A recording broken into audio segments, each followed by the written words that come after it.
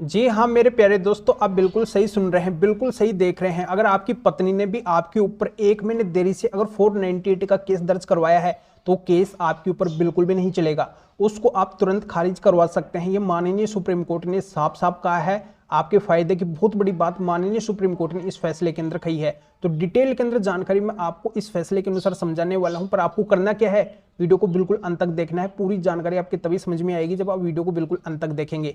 और इस चैनल को अभी तक सब्सक्राइब नहीं करें तो सब्सक्राइब भी करें, क्योंकि नया चैनल है, आपके फायदे के लगातार वीडियो आपको इस चैनल के ऊपर मिलते रहेंगे। तो चलिए शुरू करते हैं। तो वेलकम दोस्तों, मैं हूं आपका अपने एडवोकेट जितेंद्र।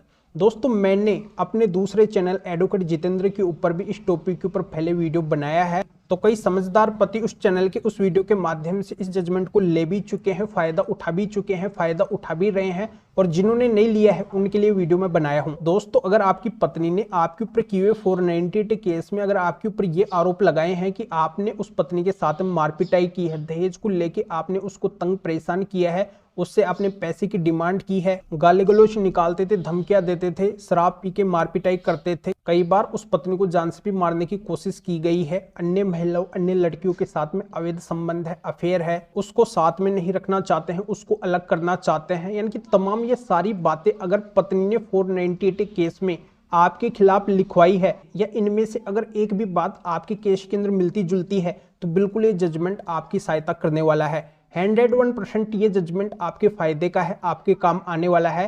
498 केस को आपके ऊपर से पूरी तरह से खारिज करवा देगा। तो दोस्तों मैं आपको आसान शब्दों के अंदर बता देता हूं कि अगर आपकी पत्नी 498 की एफआईआर फिर केस के अंदर इतने संगीन आरोप आपके ऊपर लगाई है, पर उस एफआईआर यानी कि केस को दर्ज करवाने के अंदर उसने 1 महीने की देरी कर दी है, यानी कि पति से अलग होने के 1 महीने के बाद में अगर उसने 498 का केस दर्ज करवाया है, तो बिल्कुल भी वो केस आपके ऊपर नहीं चलने वाला है। उस केस को आप इस जजमेंट की सहायता से खारिज करवा सकते हैं। तो दोस्तों माननीय सुप्रीम कोर्ट का जजमेंट लगभग हर एक पति के 498 केस के ऊपर फिट बैठता है। वैसे माननीय सुप्रीम कोर्ट का इस जजमेंट के जरिए से साफ साफ ये समझाना है कि अगर किसी पत्नी के साथ में उसके ससुराल वाले गलत कर रहे हैं, उसको बहुत ज्यादा तंग और परेशान कर चुके हैं, तो पत्नी चुप थोड़ी बैठेगी। न्याय लेने के लिए उन सभी के खिलाफ वो लीगली एक्शन लेगी, कानूनी कार्रवाई करेगी। पर पत्नी अगर किसी भी तरीके का कोई भी एक्शन नहीं लेती है, या फिर वो डिले करती है, देरी करती है, जैसे अगर पत्नी 1 महीने की भी देरी कर देती है उन सभी के खिलाफ लीगली एक्शन लेने के लिए, तो इससे जाहिर हो जाएगा, साफ हो जाएगा कि उस पत्नी के साथ में गलत हुआ ही नहीं है। इसी वजह से पत्नी ने इतनी देरी करी है 498 का केस दर्ज करवाने में, क्योंकि बाद में उसको कहीं से एडवाइस मिली है, ज्ञान मिला है, उसने मनगढ़ंत कहानी बनाई है, प्लानिंग बनाई है, तब सोची समझी साजिश के तहत मनगढ़ंत कहानी बनाकर ये 498 का केस दर्ज करवाया है। इसी वजह से उसने 1 महीने का टाइम ले लिया है। इसका मतलब साफ ये है कि ये केस पूरा का पूरा झूठा है। और दूसरी सबसे बड़ी बात यह है कि पत्नी के पास में इन किसी भी आरोप के कोई भी एविडेंस नहीं है, तो वो केस पति पक्ष के ऊपर, ससुराल वालों के ऊपर चलेगा ही नहीं, वो केस खारिज करने योग्य होगा।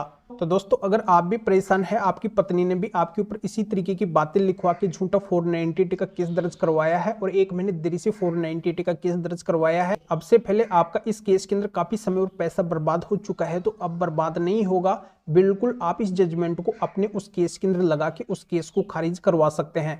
तो ये जजमेंट बहुत ही महत्वपूर्ण है। इस जजमेंट को लेने के लिए आप इस वीडियो के डिस्क्रिप्शन के अंदर जाइए और अभी आप इस वीडियो को लाइक भी कर दीजिए और शेयर भी कर दीजिए, जो और लोगों तक भी जानकारी पहुंच सके, वो पीड़ित पति भी इस जजमेंट की सहायता से इस वीडियो के माध्यम से फायदा उठा सके।